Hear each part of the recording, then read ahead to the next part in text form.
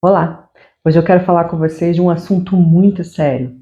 Como é que nos dias de hoje, onde nós temos acesso a tanta informação, a tanto conhecimento, as pessoas chegaram a um nível de polarização que até parece que estamos todos vivenciando um momento de loucura coletiva?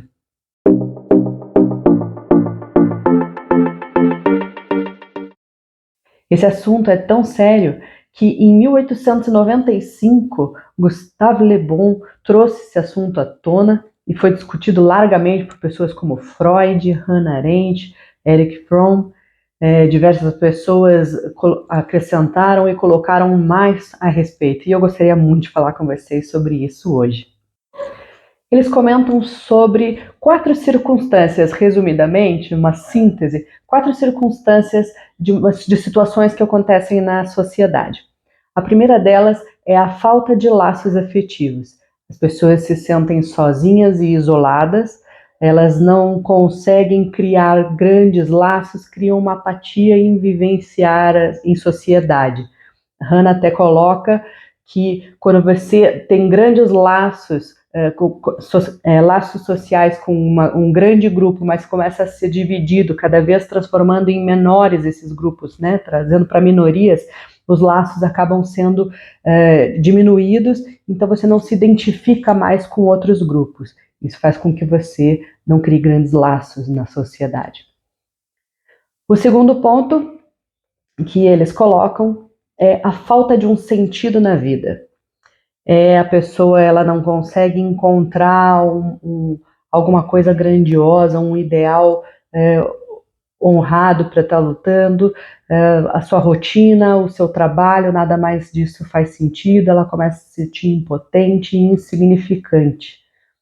O terceiro aspecto é uma ansiedade flutuante. O que é isso?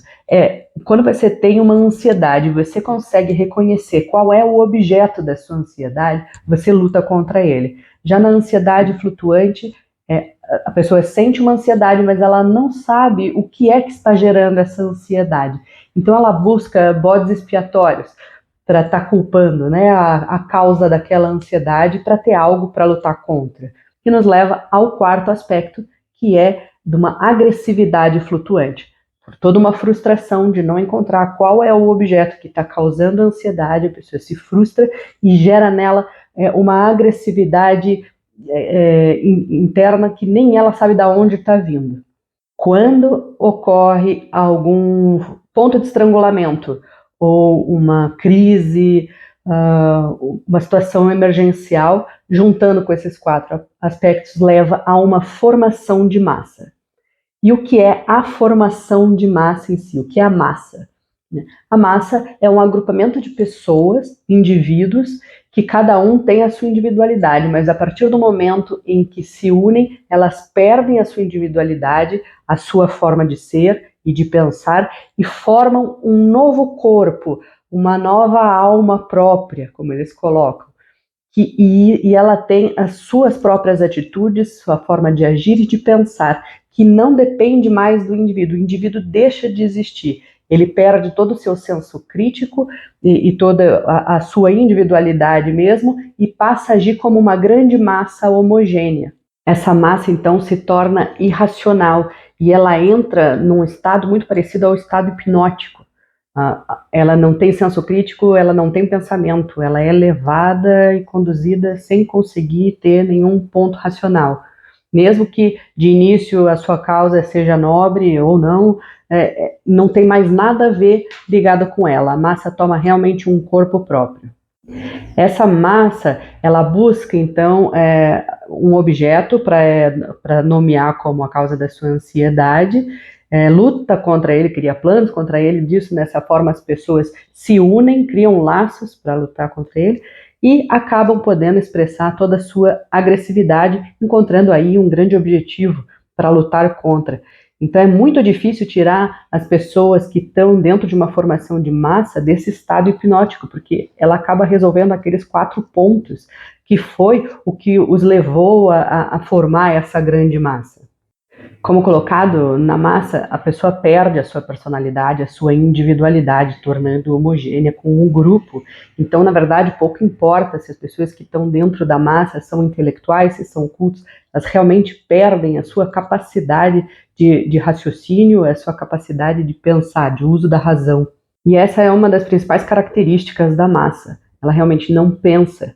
E trazem outras características subsequentes a isso, e uma delas é por você ser um anônimo dentro da massa, você não tem responsabilidade. Isso dá um senso de invencibilidade. Outra característica muito forte na massa é um contágio mental, uma intoxicação mental, onde cada vez mais vão se repetindo ideias e mesmo que não sejam verdadeiras, essas ideias se tornam verdadeiras no subconsciente por conta de uma repetição, né? E vão surgindo novas sugestões, e essas sugestões vão tomando cada vez mais um corpo de como que deve se pensar e agir dentro daquela massa.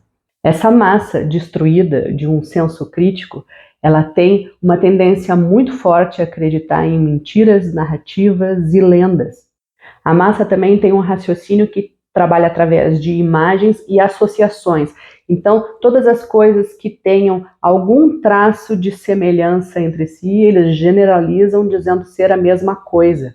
Ocorre também a deturpação dos acontecimentos e um exagero de sentimentos. Freud, em 1921, escreveu a respeito a seguinte frase: a suspeita manifestada logo se transforma em certeza irrefutável. Um germe de antipatia logo se transforma em ódio selvagem.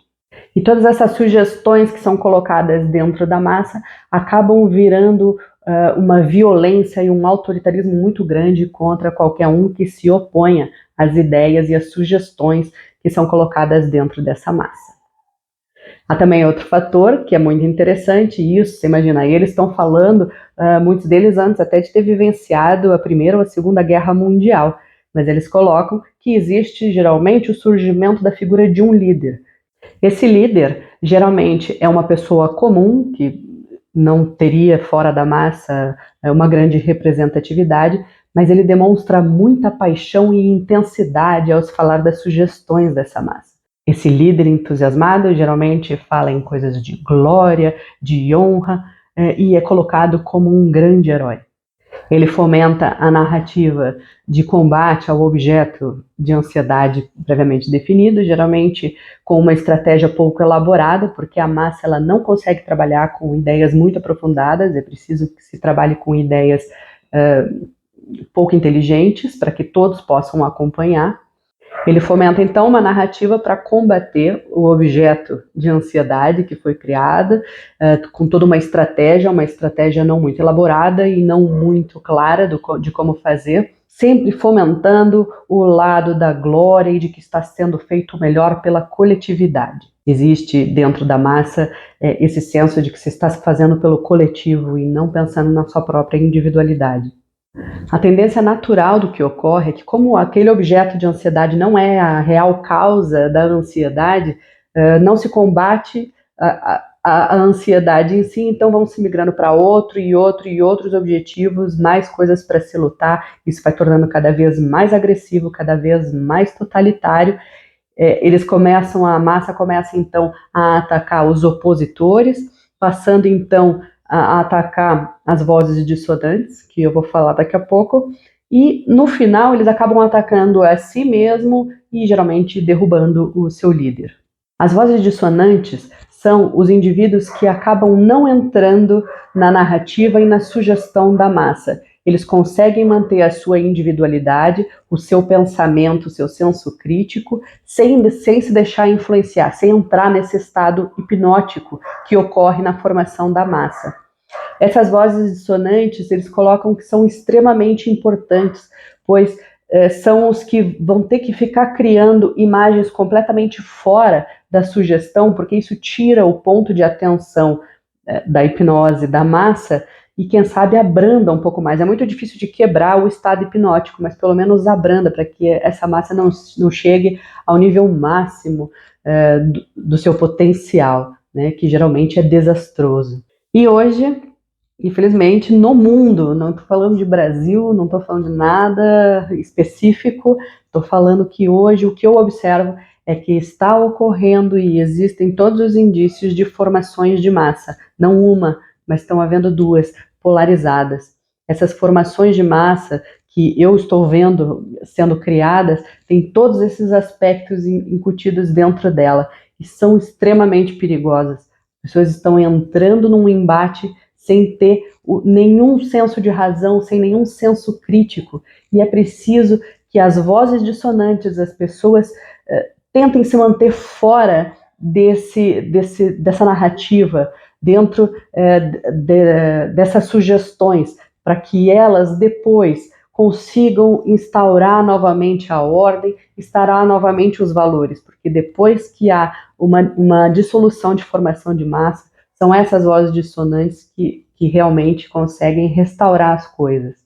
Então, eu peço encarecidamente a todos, parem e pensem aonde vocês estão. É preciso que sejamos sinceros com nós mesmos para tentarmos entender se não estamos sendo levados por narrativas, porque não interessa o quão intelectual se é, o quão inteligente se é, quanta cultura se tem. A formação de massa é algo real e quando ocorre, não tem como escapar, é como uma hipnose mesmo.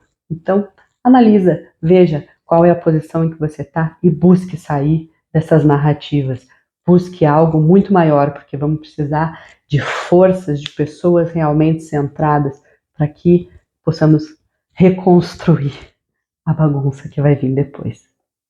É isso.